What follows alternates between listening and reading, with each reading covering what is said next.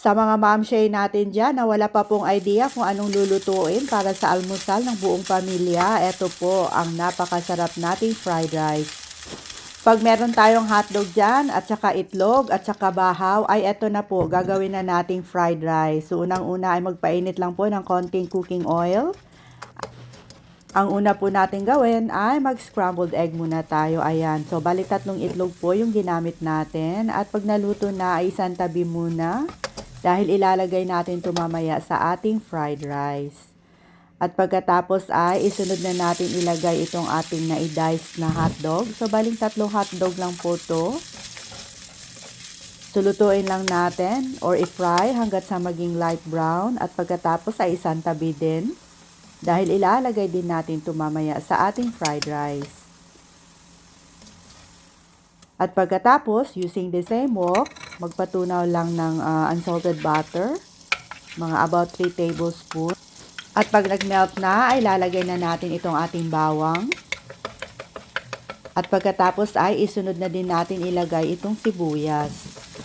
So, isusutay lang natin hanggat sa lumambot at bumango itong mga spices. At pagkatapos ay maglagay tayo ng 1 cup of mixed vegetables. Ayan po, sulutuin lang natin ang mga about 1 minute or 2 minutes. So naglagay ako ng konting tubig, about 1/4 cup para maluto ng bahagya. At pag nag-absorb na po yung liquid, ay pwede na nating ilagay itong ating kaning bahaw. Ayan, about 4 cups po to. Basmati po itong ginamit natin, pero pwede din naman kayong gumamit ng jasmine rice or any brand na rice na meron sa inyo. Ayan, so paghalu-haluin lang natin hanggat sa makombine po yung vegetables at saka yung rice. Lalagyan din natin ng soy sauce, white pepper at saka konting seasoning and sugar, and salt to taste. So, paghalu-haluin lang natin hanggat sa makombine at saka magpantay na po yung kulay ng ating rice. Ayan po. At ilalagay na natin itong ating nailuto kaninang hotdog. So, paghalu-haluin lang po.